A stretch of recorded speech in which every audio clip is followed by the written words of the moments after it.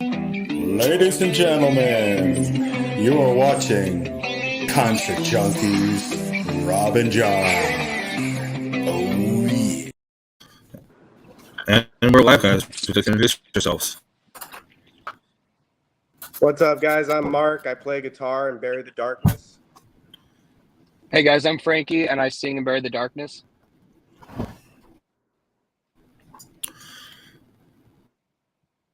All right, guys. Before we get into any questions and everything, I need to make an announcement. We just hit 1K, so the mystery box winner is Kim Emma.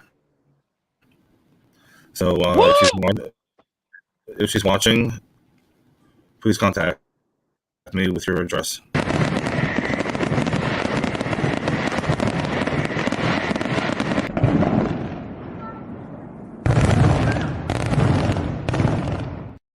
Yeah, those are some cool fireworks. That's awesome. So you guys are just recently out, like 2019, right?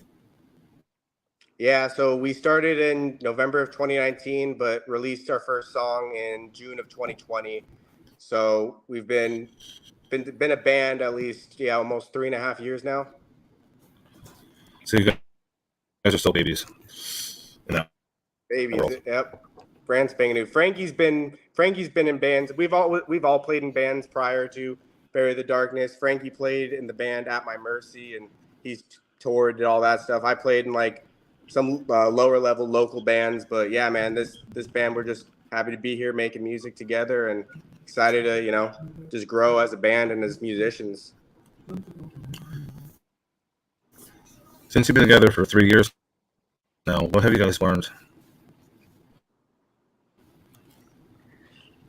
That definitely one of the big things is not to compare yourselves to other bands and other people's journeys. And we're all on our own like special journeys, and we're all hitting our living our dream, experiencing like hitting our goals, and just one thing is never look at someone else's success and compare yourself to that, because everyone is on their own separate journey, and it's going to happen for everybody on their own time.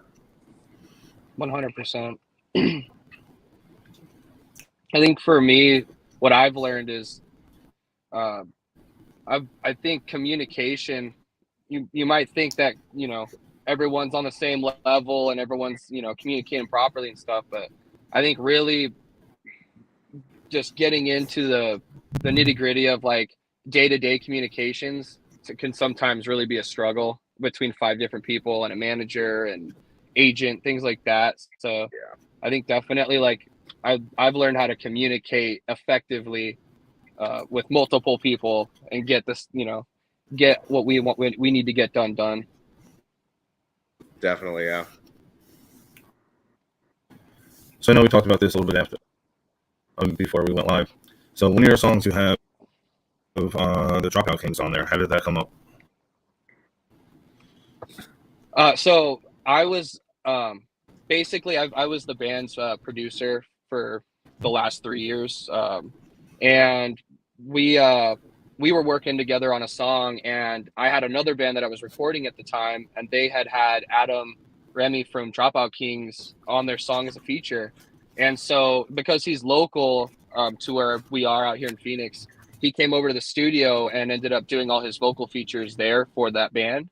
And through that, Bury the Dark, like the band, they had ended up really liking what he did, and I think they all had wanted someone on the song, they just didn't know who, and so that's how Adam and Eddie ended up coming, or Adam and Bill ended up coming on to Gone But Not Forgotten. Yeah, those guys are the homies, and they've been killing it. They're like the hometown heroes out here.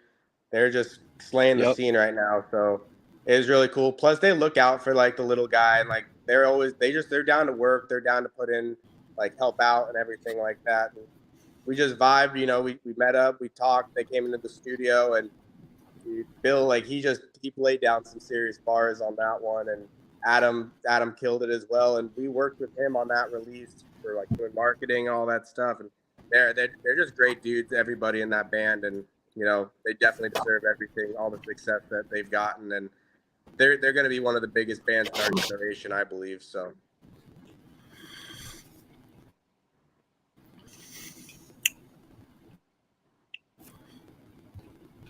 I know you've probably been asked this, but how did you get the name of the band? So our bassist Mark can Brandon, answer this. yeah, our bassist Brandon actually came up with the name. I believe they were coming up with a couple, name. We were coming up with names for the band, and he said, I forget who said it, but it was Buried in Darkness, and they were kind of like, oh, that's a little like too hard, like too in the direction we don't want to go. And then Brandon said Bury the Darkness, and it just it clicked, and we just went with it. And yeah, super, people interpret it in different meanings and everything like that, obviously, and it's a cool name. It definitely is an eye catcher for shirts and everything. I've been wearing our merch around, and it's happened to other people too, where people are just like, oh, Bury the Darkness, like what's that? So it definitely catches people's eyes and rings a good bell. So, but yeah, that's how we came up with the name. So, fun question here. Freaky Friday scenario, which band member you do not want to be for 24 hours? Devin. Yeah, I'd He's say too Devin, crazy, our man. drummer. Love the guy. Yeah, to death. I couldn't live Man, it. I couldn't live in that brain for that long. Yeah, I feel like just drummers, man, they are a very certain type of people. Love them to Animals. death. Animals. Yeah. They just, the fact that you can think that fast and process with your whole body, like there's some crazy shit going on in that mind. So I don't think I could do it.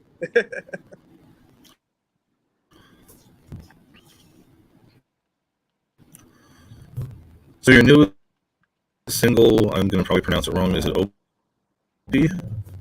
Obey. Obey. Mm-hmm. I don't know why I said OP, but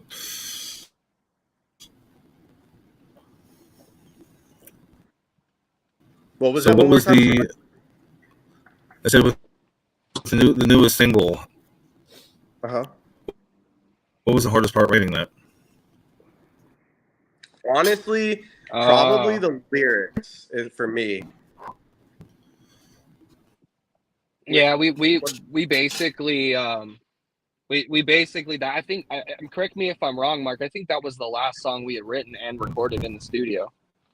Yeah, so it was the last one, Wasn't and it? so Yeah. we were in the studio for like a month straight every single day, and it was the last song that we wrote in the studio, and all of us were just starting to get like we had the instrumental already written, but we had to write the lyrics and all that stuff and the melodies, and we were just burnt out really from just a month of writing and trying to come up with fresh ideas. And so we tried working on it for 2 days, and the first day we just couldn't get anything we liked. And then the second day we came up with the chorus first. I had the kind of like rhythmic idea for like the obey, follow what they say, betray, they keep us in the chains, like that kind of a chanty chorus. So we tracked that and got that down, and then we all went to lunch. And then we came back, and then we were just like kind of hit a dead end again. We're like, oh crap, now what do we do? So we wrote like a first verse that we ended up changing, and then once we got that first verse down, the rest of the song came really smoothly. And really, I remember we were so stoked on this song when we finished it. It was just like, we were like, dude, this is such a banger. We were so stoked, and it ended up it was the first song that we dropped out of the whole collection of songs that we wrote during that month. The freaking breakdown to that song, holy shit! It slaps. They're fun. Bro. They're fun to play. Yeah, it slaps. Yeah, the breakdown, holy crap, guys! Thank you. Yeah, I remember when we thought it was fun, that. Go ahead, Frankie. Yeah, that death that like death metal part was it was so funny how it came about, because we were we were just in the studio, and like I think it was the last day we were working on it, while we were writing, we ended up like that part was really it was very slow before. It was super slow before, and then we were like, man, we need like an energy change here. Like we need something that's gonna like, you know, just pump people up. And so what we ended up doing was just kind of like experimenting with the idea of having like a different, like kind of go to like almost another genre for a second, you know. We thought that would be cool if we could execute it. And then so we made like the drum beat super fast and like gave it the ride and all that stuff to make it kind of like death metal-y.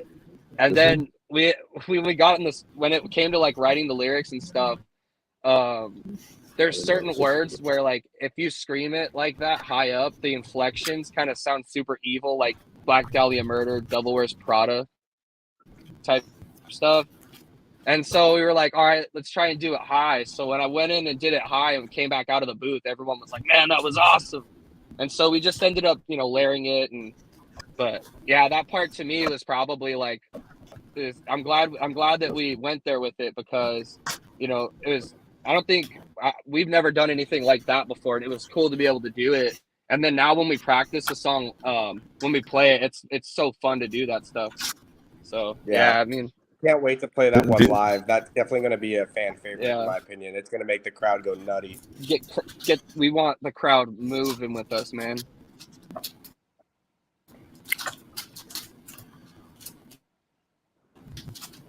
So before you guys go on stage, is there anything that you have to do? Like, ritual wise? Pretty much, we'll just do like so you get it first, bro.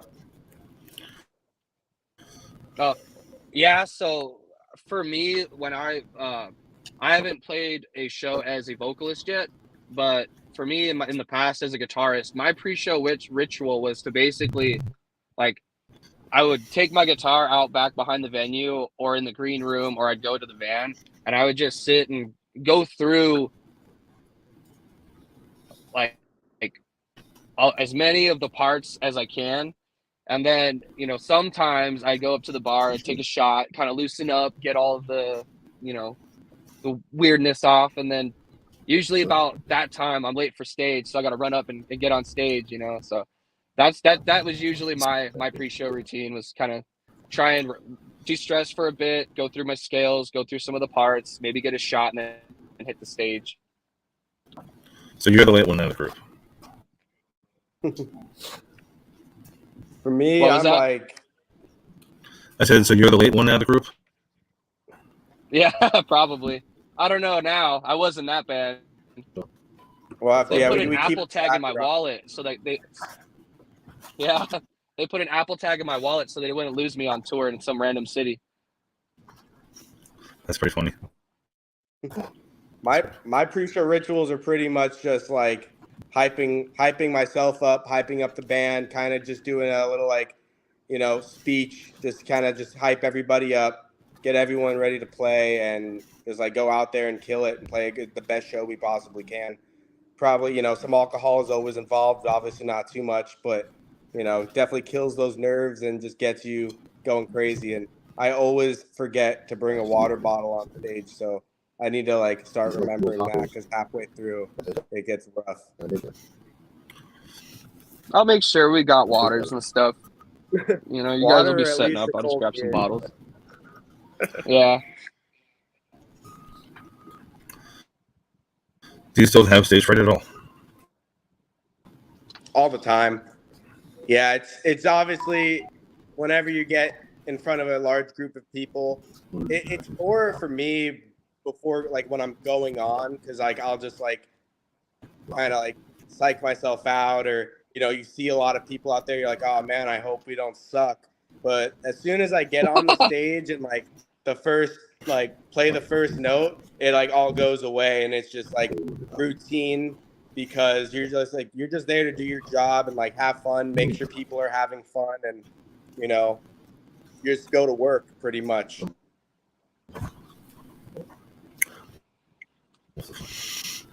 I think for me, like when as a I haven't played a show yet as a vocalist, so I'm sure that first show I might have some some jitters beforehand, but usually for me, when I was playing shows before, I was just excited that people were there to see us and like get to meet. My favorite part was always meeting the fans after we played. That getting the opportunity to speak with the people who helped make it to where you could be in their city by listening to your music and buying your merch. I mean, it's one of my favorite memories was I was on tour and we just got off stage and I had this little blonde, like little 7-year-old kid come up and he wanted my autograph. Like that's hands down one of my favorite memories I have. Yeah, I definitely think I'll get maybe a little bit of stage fright. So when did you transition to vocals? It's been Mark, how long has it been now? It's been since I'd say like December? 6 or 7 months. But you used to do like vocal demos and stuff in like the studio and stuff. But as being a vocalist in a band, I think you joined back in October of last year. Yeah, that's right. Yeah. Did you have any vocal training at all? So yes, as like a engineer producer, I've been able to work with some amazing vocalists. And when you're producing or engineering or just kind of helping with the song, you inevitably pick up on the little things that the singers and that the bandmates do to get what they need done. And so like just from years of working with great singers, I just kind of knew what I wanted to hear out of my voice and what I knew what it should sound like. I knew, when it sounds bad. And so basically it just ended up kind of working out that I had that experience as a producer because it was able to help kind of teach me some of the things that I don't think I would have known otherwise. Yeah, Frankie used to make a lot of vocal so he's a producer and he used to just write songs and sing over them. So I've always heard when we ended up looking for a new singer, I thought about Frankie because obviously he's been our producer for the last 3 years. He's pretty much been in the band except for like actually being in the band. So, and I knew he could do it.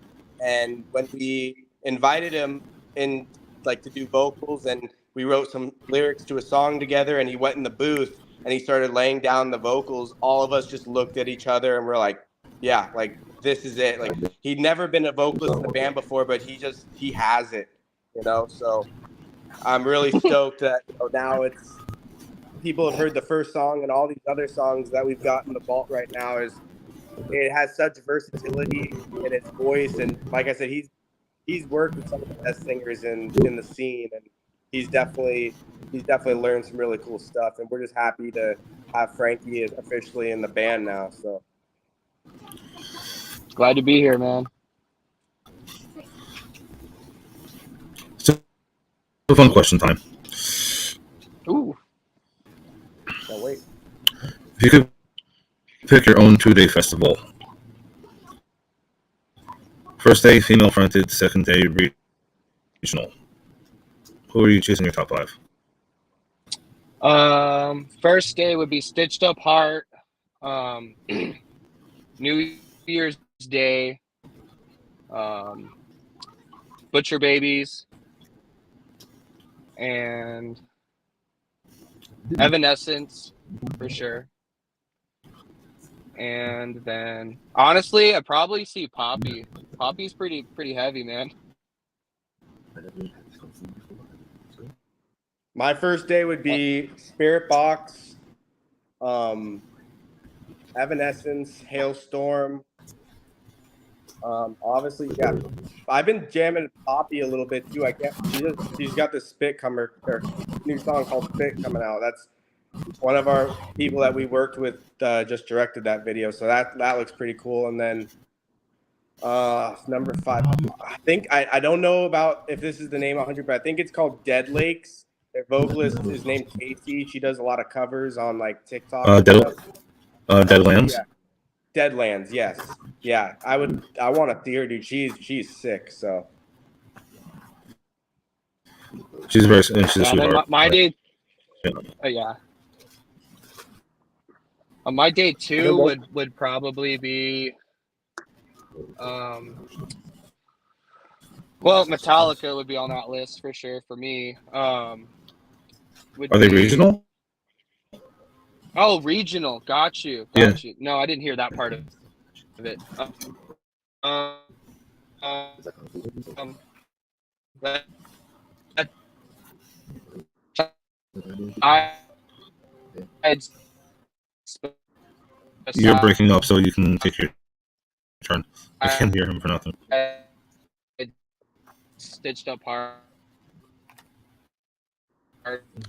They're out of California. You're breaking up, bro. You're breaking up. All I got was Oh, sorry. Stitch. All I got was Stitch Apart. Okay. That's all that came through. New Year's Day.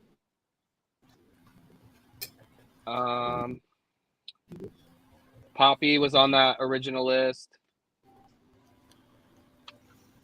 and Evanescence, I believe, too. Does this have to be female still, or just any No, regional no, band? it's no. Anybody regional, Okay. not national, regional. And then for He- my second day for the regional bands, like, I think Samsara, they're really cool. They're out of Arizona. I think Yuma. Dropout Care, love those guys, great dudes. Would probably have Smile on the Center for sure, and then possibly Outsiders as well. Those are like the 5 regionals that I would. My list will probably be go very that. similar, just because obviously we're from the same scene. But I would say, yeah, Dropout Kings, Smile on the Center, This Modern. They're really cool. They're out of Phoenix. They're coming up right now. What did I say? Dropout. I said Dropout Kings already. Smile on the Center, This Modern. Archetypes Collide. They would be, they're starting to blow up right now, but they're still, there's some Phoenix boys.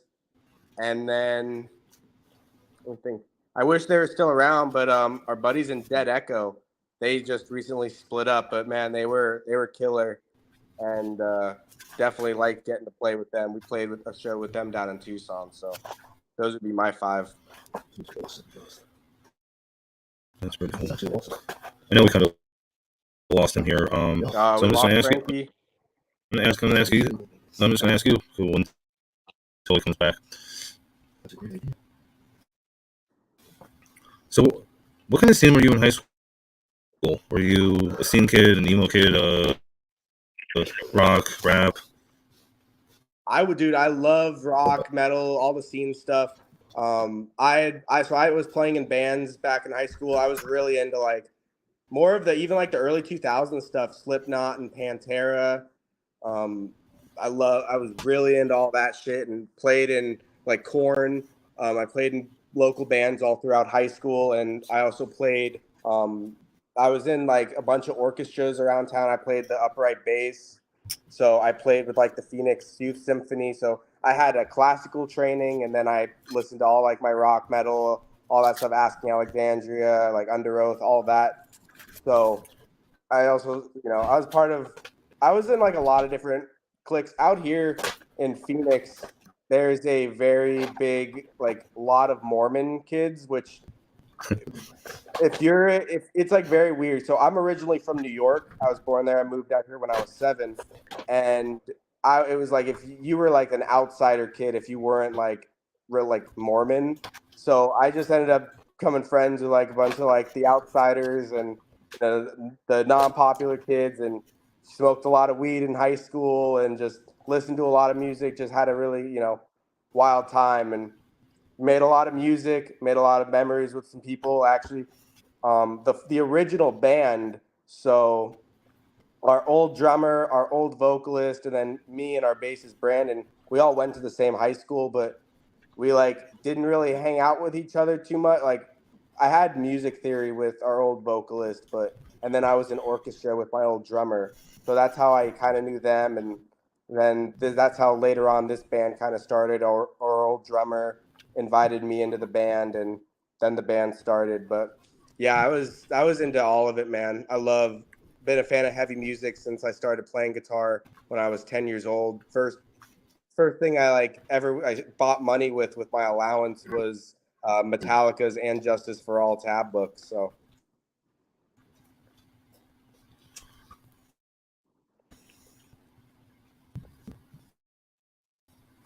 also another story too. I remember right when I moved out into Phoenix. Oh, he's back.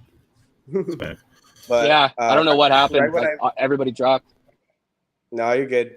You're good. But yeah, so when I was in second grade, I just moved out to Phoenix from New York, and I met this one kid. His name was Elias, and he loved rock and metal, everything as well. We're like 7-year-old kids, so this was like 2006, and I was really into Green Day and Fall Out Boy and Simple Plan, like a lot of pop punk and punk stuff. And I remember we were just like exchanging CDs under the slide. Like he had From Under the Oak Tree, fucking Fall Out Boy. I had American Idiot, and I remember I was like really wanting to get into My Chemical Romance as well. And he had the CD I wanted to get, and I borrowed it, and it was just like pretty much music, man. That's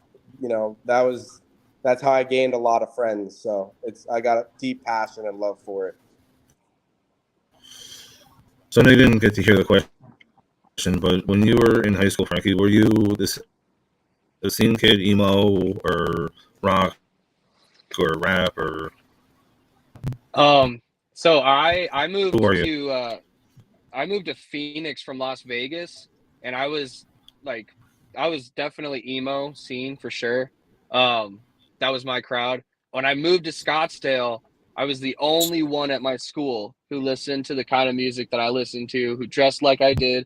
I made a lot of people uncomfortable just by wearing black skinny jeans and long black shirt. Like it was just so funny the the difference. But yeah, I definitely was the emo scene kid.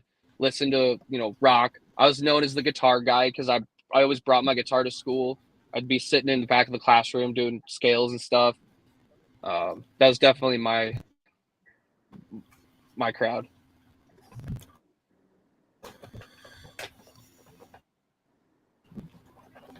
I know normally do this a little bit later, but you can flip it on me. You can ask me anything now. How did you get into interviewing bands? It was actually a conversation at a karaoke bar. Wow. Because I average about 36 concerts a year, and me and Buddy were talking about it. We were supposed to do it together. That didn't work out. I had somebody else come in. That didn't really work out. So here I am about 5 years later.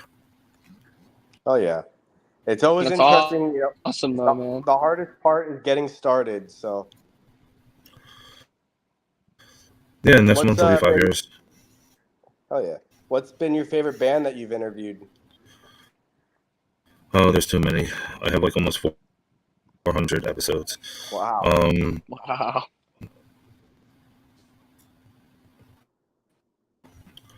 I mean, I love them all. But Yeah. Favorite, like what concert are you like looking forward to going to this year? well, 2 of them got canceled, so I'm looking forward to see Snoop Dogg. Snoop Dogg? Oh yeah, that's gonna be cool.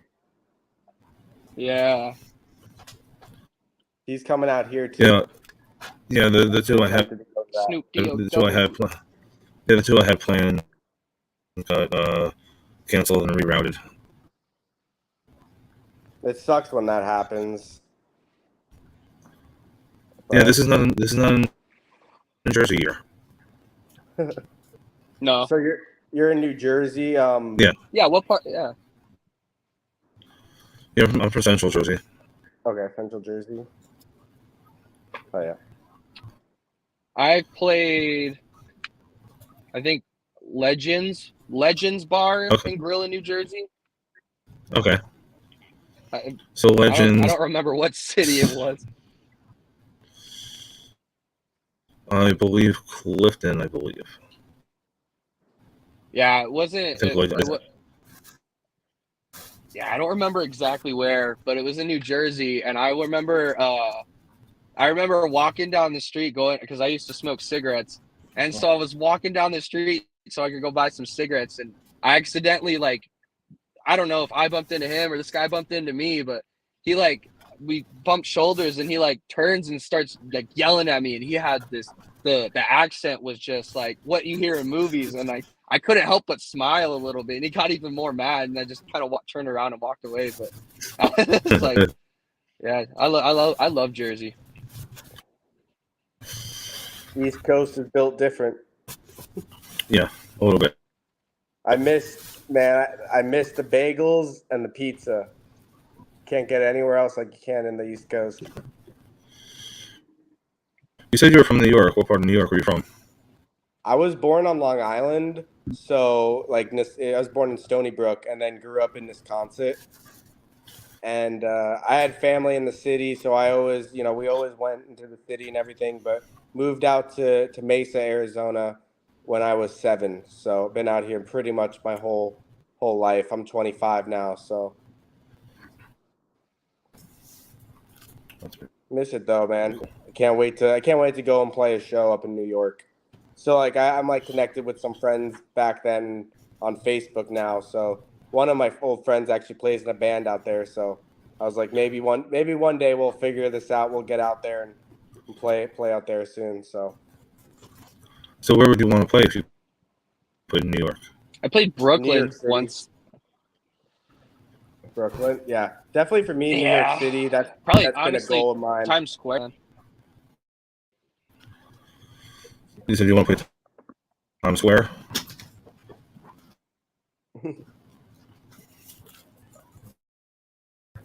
Frankie? I think Times Square would be a big achievement.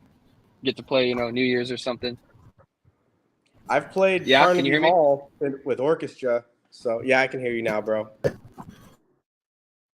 So, yeah, I've played in Carnegie Hall, but, obviously I don't know any of the theaters out there, but would just love to play a show in New York City and just see all my friends and family come out there, and it'd be definitely a really good time. There's Lucky 13. There's a few others. There's a lot in now I'm trying to think of what it's called. Amityville. There's a lot.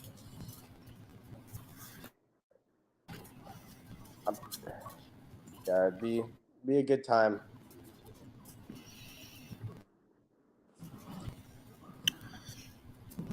Oh, we lost him again. So if you could pick one song to describe you as a person, what song would that be? Oh, man, that's a hard one. Let me think about this for a second. Maybe he'll come back.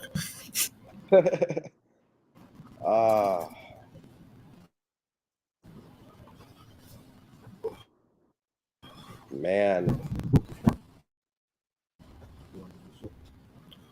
So first things that's coming to my mind is Heartache by From Ashes to New.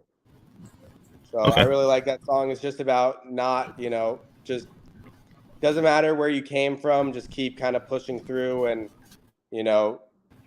live your dream kind of a thing. Like nothing's going to stop you, because if you're growing, if your youth didn't stop you and stuff like that, then nothing will. I guess Frankie's phone is overheating. I just got that text from him, so I don't know if he'll be coming back. It's starting to get hot out here in Phoenix. It's like almost 100 degrees today. So. Oh wow. Yeah, but yeah, man, that's what comes to me is Heartache by From Ashes to New.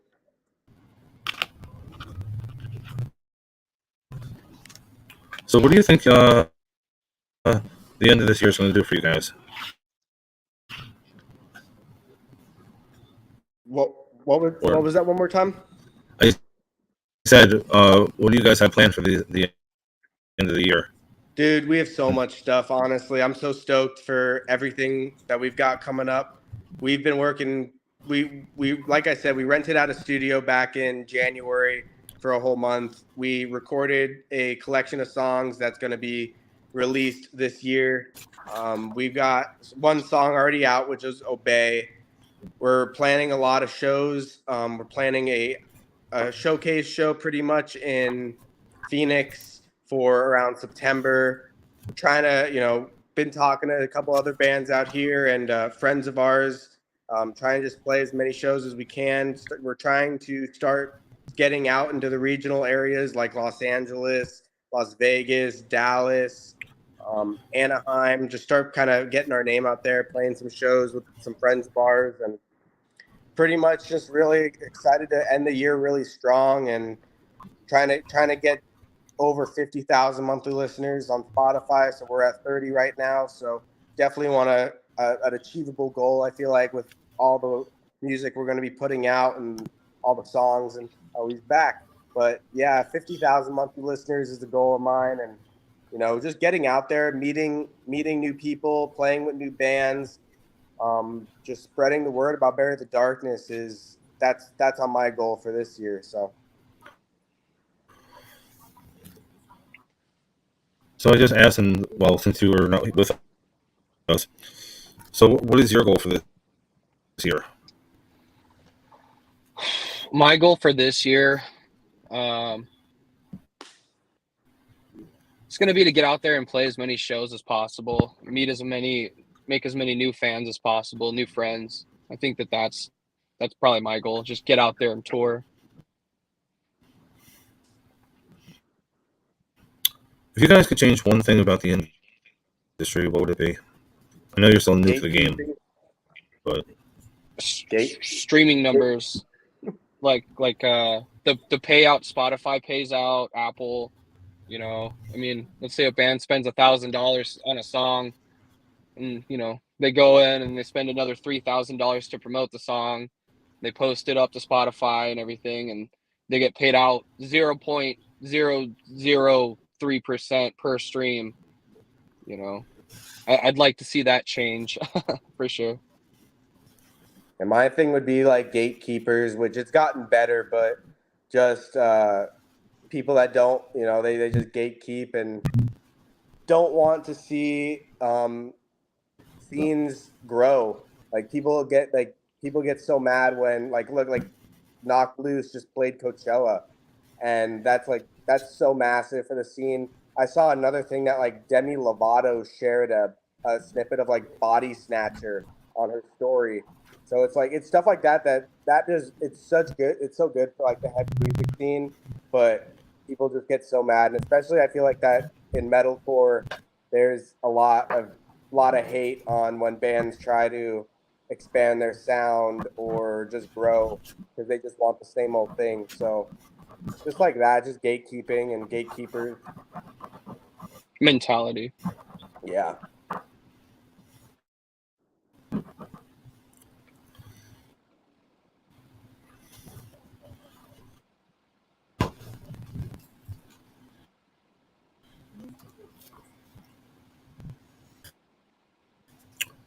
I ask this question every episode.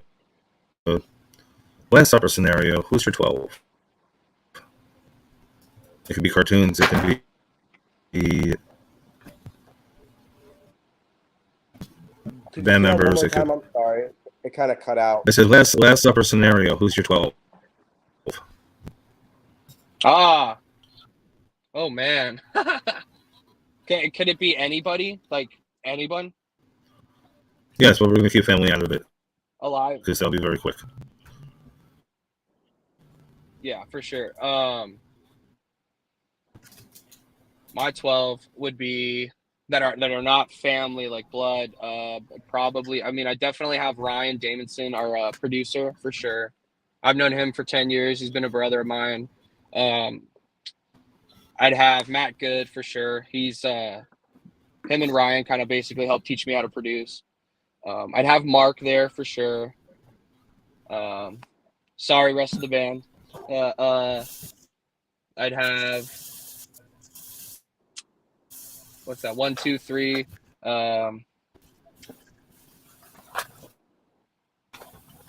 You might need the rest of the band there. It'd be cool to Yeah, right. I don't know. It'd be cool to have Henry Rollins for dinner. A bit of Black Flag. Um, Man, there's so many. I mean, I'll probably have Ronnie Radke there. He could be pretty funny. Um,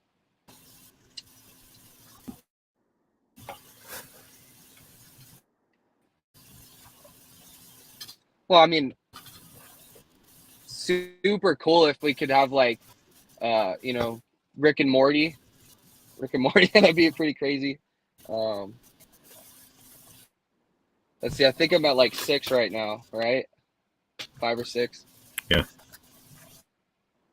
Let me think of some more. Mark, you start going. All right. I would have the band there. So that's 4. So that's, Frankie, Devin, Brennan, and Brandon. I would also have Ryan Damonson there because I love that guy. I would also say I would love to have Cliff Burton there. We can do Dead or Alive, right? Yes. Cliff, because I love Metallica, and that's always just been such a sad thing that I've always thought about with the way Cliff went out. So Cliff would be there. Same with Chester, because I love Linkin Park. So 7.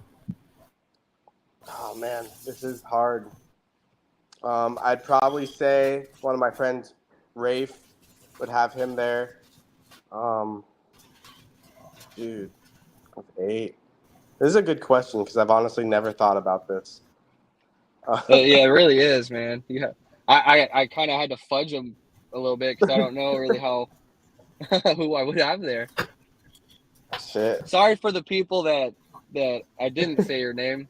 I'm not thinking straight. I think for me, I definitely like now that I know I can have the whole band. Like for sure the whole band. So that's 6, 7, 8, 9, 10, 11, 12. So there's 2 more people. And one female. And one female. Okay. Mm-hmm. I'd have Mixie from Stitched Up Heart there. I fucking love her, man. She's great. So then the last 2 guys, Jimi Hendrix for sure, and Stevie Ray Vaughan. Okay. So I think I'm at 7 right now because it's the band, and then Cliff, and then Chester. I would have Courtney from Spirit Box there, and Mike. So 8 and 9 because I love Spirit Box. They're one of my top 2 favorite bands. So those 2 are really fucking Same awesome. Here. 8 and 9, and then this is say Will Ramos, honestly, number 10, because that guy would. I actually just got to meet him when he just came into town. I work at a venue out here, so he was super cool. I talked to him for a little bit, so I'd like to sit down with him. Have him do the blessing like in some lows, and then let's just say, man, I can't think of anyone else, to be honest. So I guess there'll be 2 extra seats at mine. Well, no. Well, yeah. No. Come on, Mark. You got 2 more people. Oh, man. Now I'm just racking. We're going to bring the rest of the guys in Metallica in because that's a legendary band. So we'll say Lars and James, and we'll have Kirk there too. So the OG Metallica without Dave Mustaine. But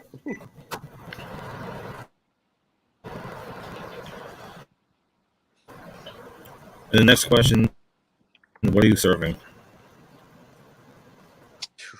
some good medium rare steak and some lobster. Well, some surf and turf action, and if they're vegetarian, they're vegan. I don't know, but it's my table, so this is what we're eating. And so I'm having surf and turf and mashed potatoes and asparagus. Going fancy. You're going fancy? I'm gonna have some diversity for our vegan and vegetarian friends. I'm gonna have it catered by Kane's Chicken and Pita Jungle. And then we're gonna serve Screwball peanut butter whiskey to everybody. I'm happy to be at that table. Yeah, right.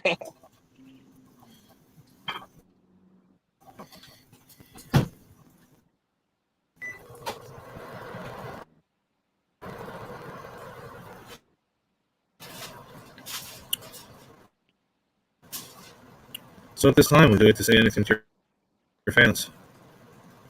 Thank you guys so much for just like listening to our music and supporting us.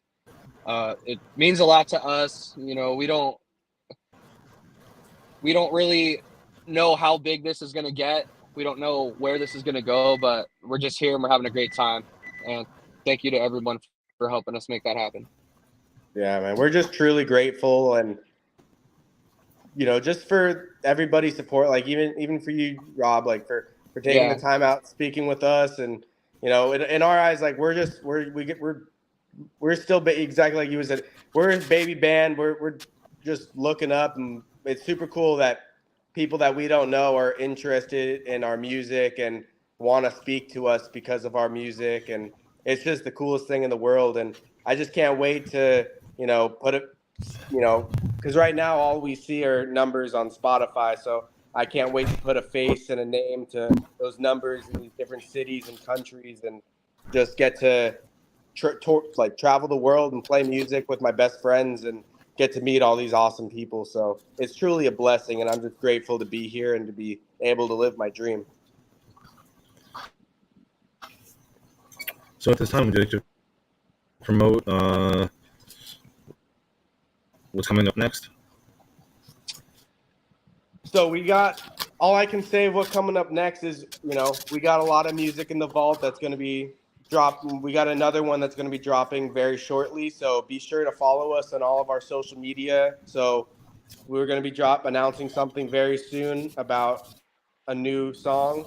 So follow it, you know, at Bury the Darkness on Instagram, Bury the Darkness on Facebook. Twitter is Bury Darkness, and then TikTok is Bury the Darkness.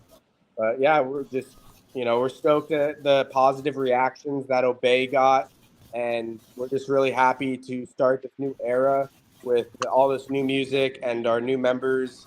Also, shout out to our second guitarist that we just added in, a rhythm guitarist, Brennan Davis. So we have two guitarists now. So I do more lead stuff, and he does rhythm. And just stoked, man. Like, we got a lot of really good music on the way, and we're just excited for all the opportunities to come.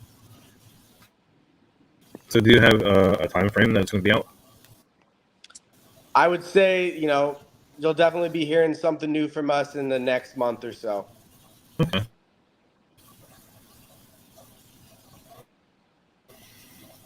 So I'd like to, at this moment, thank you guys for your time. This is on Facebook, Concert Junkies Rob and John YouTube, Concert Junkies Rob and John YouTube, Twitch, it's just Concert Rob, and if you're not a subscriber, please do. Yeah, thank you. I hope you guys have thank you, man, for having guys have a great night.